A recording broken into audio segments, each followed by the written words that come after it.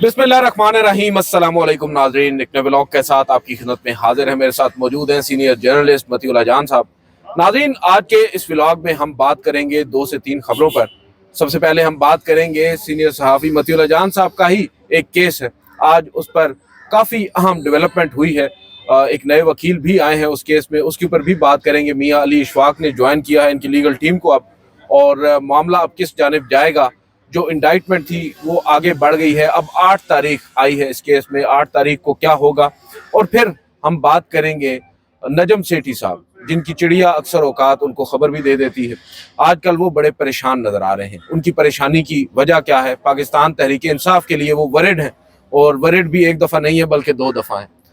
उसके ऊपर बात करेंगे। और फिर जो इम्पोर्टेंट चीज़ है वो हम नजम सेठी की ही एक जुमले से हमने बात ली है कि वो समझते हैं कि इस वक्त सोहेल आफरीदी जो है उनसे बज़ाहिर एक ख़तरा ये भी है कि वो अगर इमरान खान साहब उन्हें कह देते हैं कि आप इस्लामाबाद की तरफ आएँ, तो वो शायद इमरान खान के उस फैसले या उस उन अहकामात पर मिनवान अमल कर देंगे और फिर इस्लामाबाद की तरफ आएंगे और सूरत हाल बिगाड़ की तरफ जा सकती है। इस तमाम तर सूरत हाल पर बात करेंगे। मतीउल्लाह जान साहब, सबसे पहले तो मैं चाहूँगा कि आज आप अपनी खबर से शुरू करें। आज आप मौजूद थे जज सिप्रा साहब की अदालत में। क्या आपको लग रहा है जो हिकमत अमली आपने अब तब्दील की है, अपनी लीगल टीम में भी बड़ी एक तब्दीली की है आपने, जनरल फैज हमीद साहब के वकील को भी कर लिया है। अब बताएं ऑन अ लाइटर नोट। देखिए, आज जज ताहिर सिप्रा साहब की अदालत में फ़र्द जुर्म के लिए तारीख मुकर्रर हुई थी, फ़र्द जुर्म आयद करने के लिए। मगर आज के दिन ही हमारे एक नए वकील जो लीगल टीम में ऐड हुए हैं, एडवोकेट ईमान और एडवोकेट हादी भी हमारे साथ हैं बिल्कुल। और नए जो वकील हैं एडवोकेट मियाँ अली इशफाक हैं, बड़े अच्छे एक क्रिमिनल लॉयर हैं। आपने खुद कहा कि बड़े लोगों के वो वकील भी हैं, और ये भी कहा जाता है कि इदारों के साथ इंटेलिजेंस एजेंसियों के हवाले से भी। अब बात यह है कि इस मुल्क में टॉप का जो क्रिमिनल का लॉयर है, ये तो हो ही नहीं सकता कि उसका हमारे इदारों के साथ कोई ताल्लुक़ ना हो। क्रिमिनल का लॉयर बनना कोई इतना आसान काम नहीं है, और ये बड़े दिल गुर्दे वाला काम है। और मेरी ये राय है कि लॉयर जितने भी प्रोफेशनल हैं, अनफॉर्चुनेटली, चाहे वो जर्नलिस्ट हों, चाहे वो वकील हों, चाहे वो सियासतदान हों, ये कहना बहुत मुश्किल हो जाता है कि उनका कोई राब्ता या ताल्लुक़ नहीं है हमारे इदारों के साथ। बिल्कुल सही।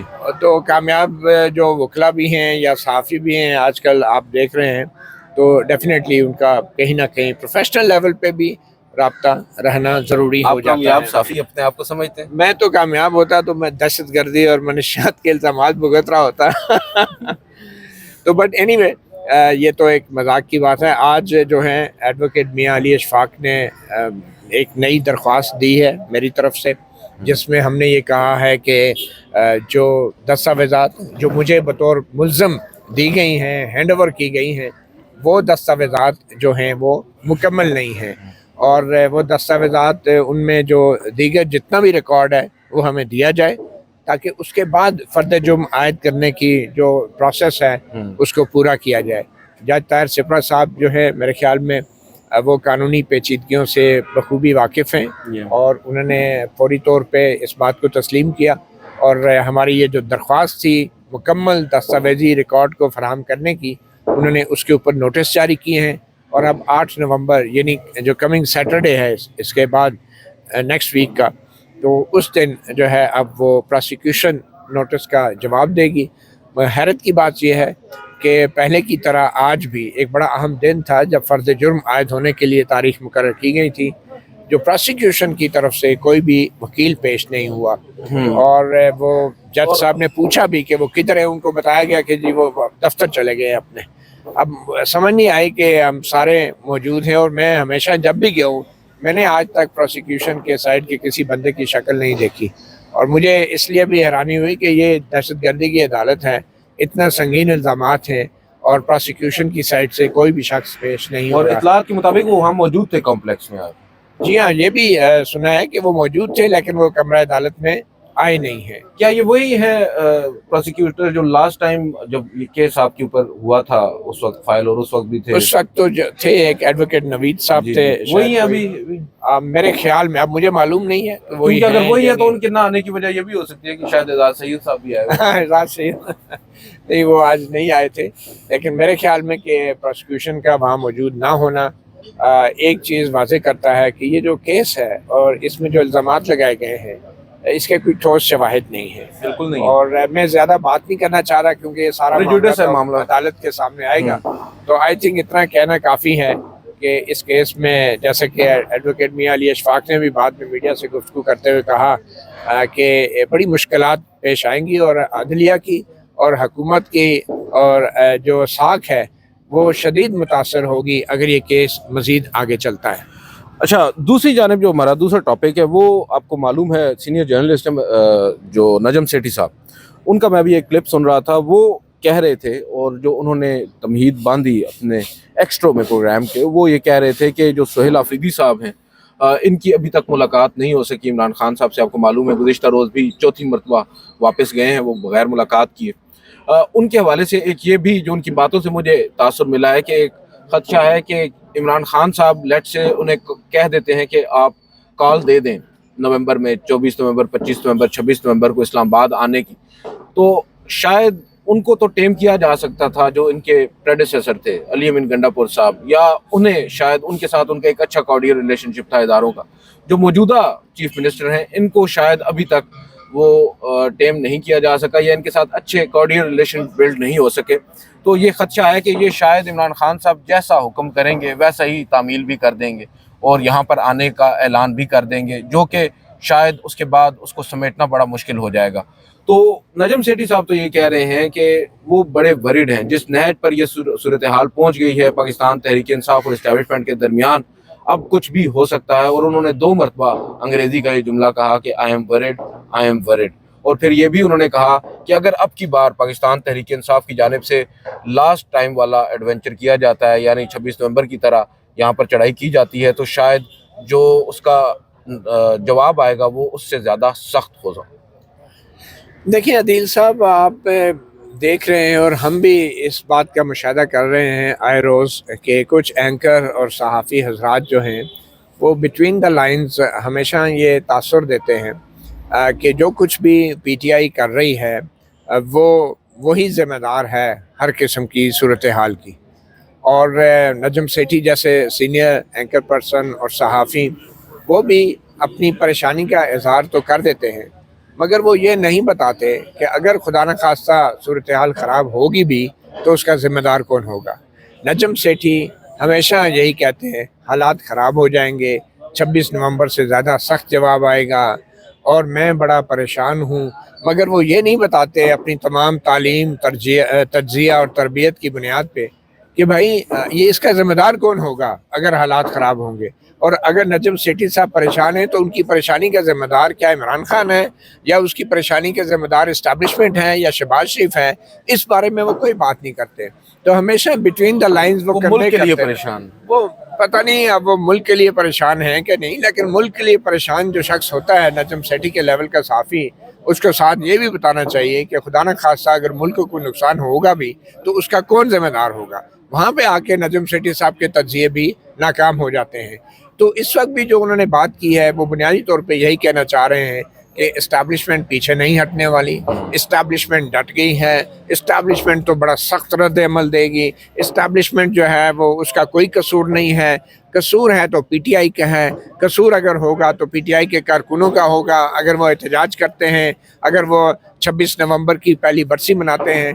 तो ये बिटवीन द लाइंस आप देख लें, नजम सेठी और चंद दूसरे ऐसे एंकर पर्सन हैं जो सिर्फ ये तासुर देते हैं कि बहुत कुछ गलत होने जा रहा है, बड़ा नुकसान होगा, और इनडायरेक्टली वो लोगों को, सियासी जमातों को, कारकुनों को डरा रहे होते हैं, धमका रहे होते हैं, उन्हें बता रहे होते हैं कि बाहर नहीं निकलना वरना 26 नवंबर से कुछ ज़्यादा ही हो जाएगा। तो ये मेरे ख्याल में अब देखें ना, कुछ दूसरे ऐसे भी صحافی ہیں, इनके को एंकर रहे हैं माजी में. जी जी, इन्हीं के जो इनको नेट प्रैक्टिस करवाते रहे, बाद में वो खुद बहुत बड़े बैट्समैन बन गए अब. तो वो जो है ना मुनीफ फारूक साहब, अब इसमें नाम छुपाने की क्या ज़रूरत है. तो मुनीफ फारूक दुनिया साहब जानती ने है सर, बड़े मुनीफ साहब फारूक साहब ने जो है वो पहले भी बड़ी जो है ट्वीटें की और पहले इंटरव्यूज़ दिए. वो भी हमेशा इस्टेब्लिशमेंट की ज़ुबान बोलते हैं. पिछले दिनों उन्होंने कहीं कहा कि पता नहीं किसकी अपोजिशन की ऐसी की तैसी और ये नहीं होगा. मतलब बड़े, वो कहते हैं ना, बना है शाह के मसाइब फिरे है ऐतराता. तो अब इससे ज़्यादा मैं क्या कहूँ. ये वो पैराशूटर्स हैं वगरना शहर में गालिब तेरी आबरू. जिनका वगरना शहर में गालिब तेरी आबरू क्या है. तो आपको तो पता है ऐसे पैराशूटर्स की क्या आबरू होती है. वो पब्लिक में कहीं जाके ज़रा उनको मालूम हो जाना चाहिए कि उनकी क्या आबरू है. बहरहाल उन्होंने कहीं ये कहा कि अपोजिशन की ऐसी की तैसी, या पता नहीं PTI के बारे में उन्होंने ये बात की. इस तरह के अल्फाज भी इस्तेमाल किए. तो ये भी एक धमकी कन्वे कर रहे हैं मुनीफ फारूक साहब भी अपोजिशन को, सियासी जमातों को, सियासी कारकुनों को. और ये भी ये साबित करने की कोशिश कर रहे हैं कि इस्टेब्लिशमेंट पीछे नहीं हटने वाली, इस्टेब्लिशमेंट लचक नहीं दिखा रही.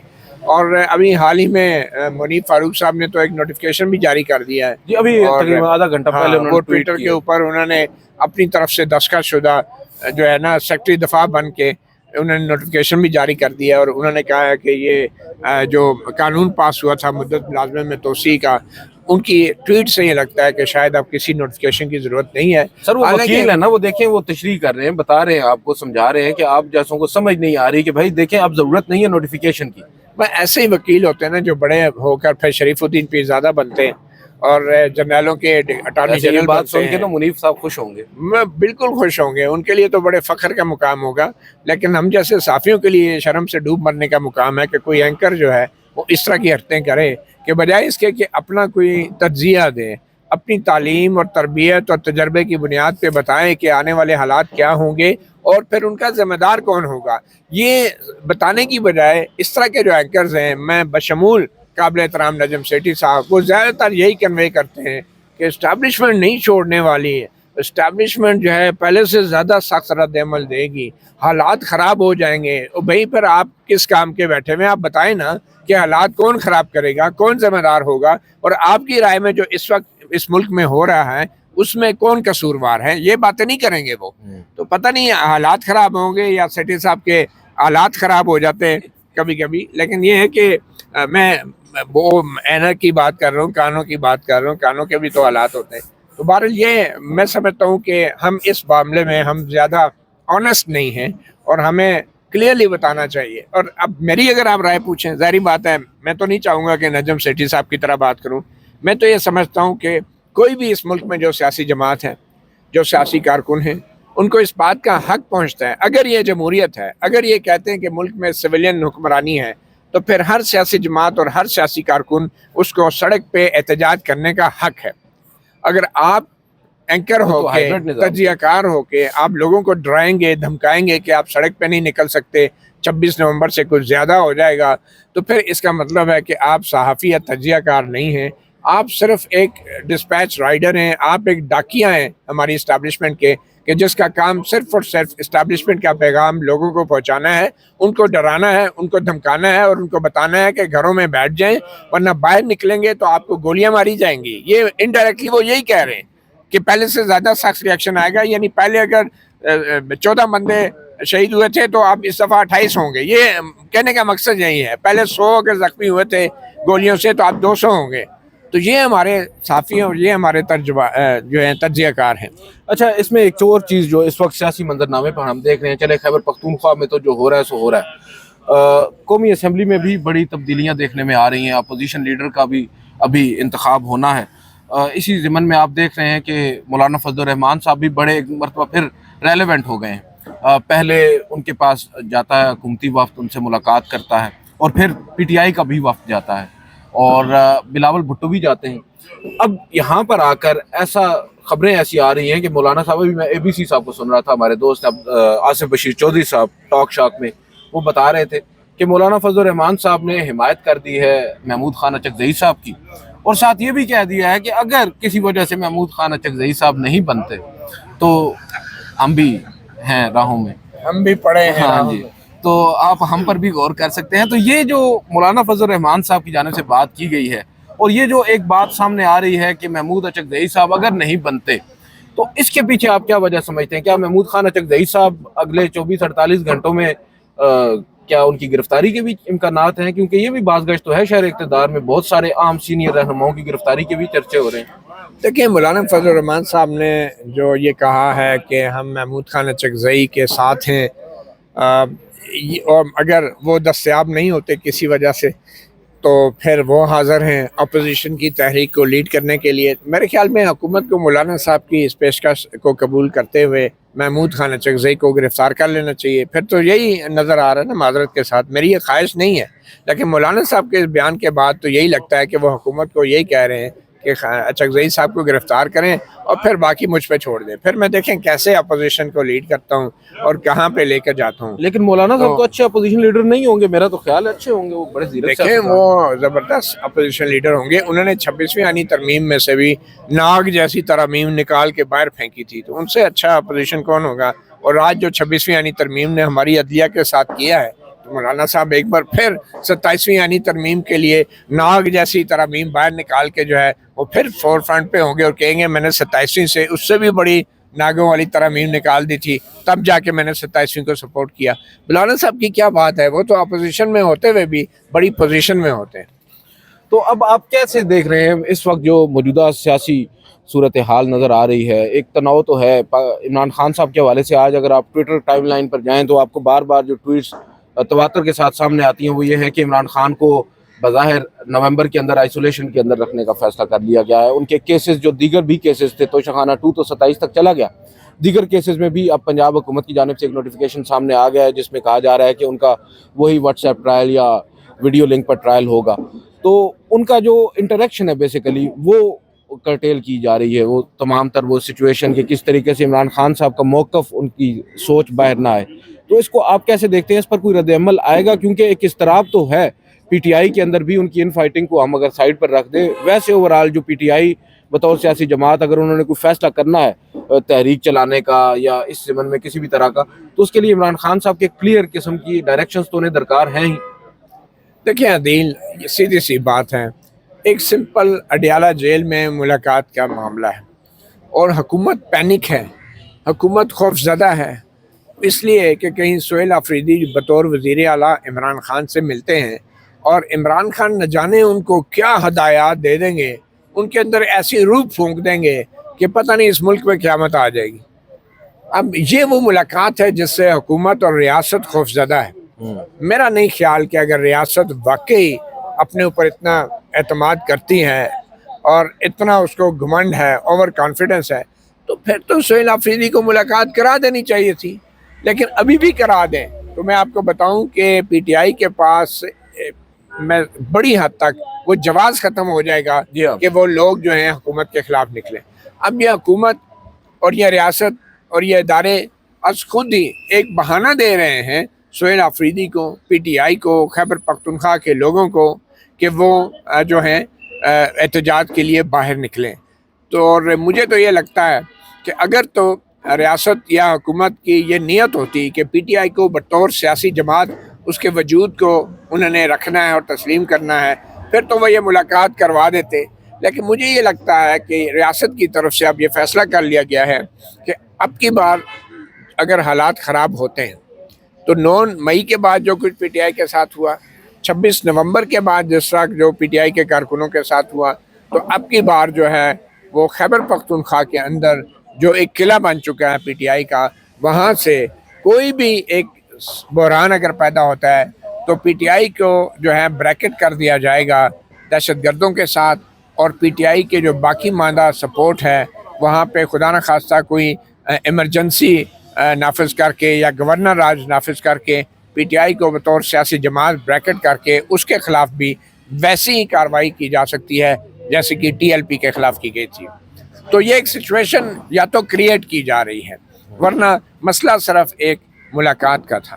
آپ کو پتہ ہے یہ بالکل ویسی ہی چیز ہے کہ یہ کوئی ناجائز چیز نہیں ہے، ناجائز مطالبہ نہیں ہے کہ ایک سیاسی جماعت کا، ایک نئے وزیر اعلیٰ کا، مگر یہ ویسی ہی صورتحال ہے جیسے آپ کو یاد ہے کہ ڈھاکہ میں جب کہا گیا تھا کہ پارلیمنٹ کا اجلاس وہاں جب بلایا گیا تھا تو یہاں سے دھمکیاں لگائی گئی تھی، اگر وہ اجلاس ہو جاتا پارلیمنٹ کا मुझे आप बताएं कोई ऐसे हालात होते? तो ये जो मुलाकात ना कराने का फैसला है रियासती इदारों का या हुकूमत का, ये फैसला जो है शायद हमें बतौर कौम भी हॉन्ट करेगा। तो बेहतर ये है कि एक मामूली सी बात है, कोई पता नहीं इमरान खान क्या कह देंगे। इमरान खान ने अगर कहना हुआ तो वैसे भी दूसरे मुलाकातियों के ज़रिए वो कहते रहते हैं, तो मुझे नहीं लगता इससे कोई बहुत बड़ा फ़र्क पड़ेगा। और इसलिए मैं समझता हूँ कि मुलाकात करा देनी चाहिए, और उस मुलाकात के बाद अगर कोई भी ऐसी ख़तरनाक सिचुएशन पैदा होती है तो फिर आपके पास तमाम आइन के, कानून के जो आलात हैं, औजार हैं, आप उनको इस्तेमाल कर सकते हैं। लेकिन ये मुलाकात ना कराना, ये मैं समझता हूँ कि ये बड़ा ही एक इज़्तिराब पैदा कर रहा है पूरे सूबे के लोगों में, सियासी जमात के अंदर और खैबर पख्तूनख्वा हुकूमत के अंदर, जिन्होंने अभी काबीना भी आज हल्फ उठाना था, उन्होंने जी हाँ, 3 बजे का वक्त था, 3 बजे का बिल्कुल, और वो उठा चुके होंगे हल्फ। हाँ। और मैं ये समझता हूँ कि अब जबकि काबीना बन गई है तो अब खैबर पख्तूनख्वा की हुकूमत जो है वो ज़्यादा बासलाहियत हो गई है उस तमाम सियासी इक़दामात के लिए कि जिन सियासी इक़दामात की तवक्को सूबे के और PTI के कारकुन कर रहे हैं, सूबे के अवाम भी कर रहे हैं, ख़ास तौर पे कि जो ये नवंबर का महीना है और 26 नवंबर है, उस पे अपना एहतजाज कैसे रिकॉर्ड कराना है। और मैं तो ये समझता हूँ कि ये एहतजाज खैबर पख्तूनख्वा के अवाम जो हैं, अगर सोहेल आफरीदी चाहें तो अपने सूबे के अंदर भी अच्छे तरीके से रिकॉर्ड करवा सकते हैं। बिल्कुल आपकी बात दुरुस्त है, लेकिन दूसरी जानिब एक चीज़ बड़ी इंपॉर्टेंट है, जो इंडिया पाकिस्तान के दरमियान कशीदगी हुई थी, उस दौरान भी एक मौका मिला था हमारी रियासत को, हमारे उन इदारों को जो इस वक्त निज़ाम चला रहे हैं मुल्क का, कि एक यूनिटी वो ले आए और तमाम स्टेक होल्डर्स को एक जगह पर इकट्ठा करें। ताहम ये मौका अब अफ़गान के साथ कशीदगी के ऊपर भी इनके पास दस्तयाब था। बज़ाहिर ऐसा लग रहा है कि इंटेंशंस वही हैं जिनकी जानिब मतीउल्लाह जान साहब इशारा कर रहे हैं। पाकिस्तान तहरीक इंसाफ को फिक्स करना मकसद नज़र आता है। आज के इस व्लॉग से इतना ही। मुझे मतीउल्लाह जान साहब को इजाज़त दीजिए। अल्लाह हाफ़िज़। अल्लाह हाफ़िज़।